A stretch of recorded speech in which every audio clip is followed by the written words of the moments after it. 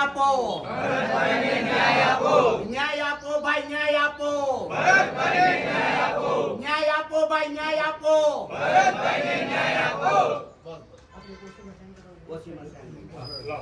Sir વહેલી તકે DIG સાહેબને અમારા વતી અલ્ટિમેટમ આપી આપણે બધા આપણી વાત કરી લીધી. અંદર જે આગેવાનો આવ્યા હતા હું તમને ડીઆઈજી સાહેબ તરફથી બાંધી રાખું છું. જે પણ આમાં કાયદેસરની કાર્યવાહી થતી હશે એ સાહેબ અને પોલીસ તંત્ર તમને બધાને મદદ કરશે. પણ જે પણ કાયદેસરની થતી હશે તો આપણા તરફથી તમારી જે પણ માંગો હતી એ સાહેબને હું રજૂઆત પૂરું કરી દઈશ. અને આગેવાનો જે આવ્યા મને જે વાત કરી છે તમામ વાત હું સાહેબના ધ્યાનમાં મૂકીશ.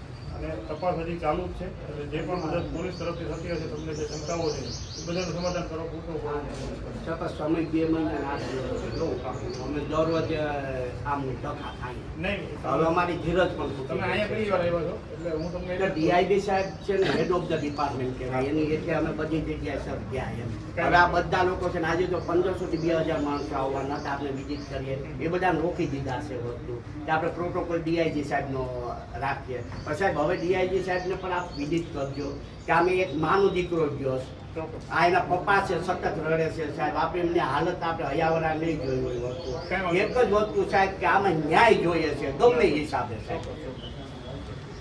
Okay thank you.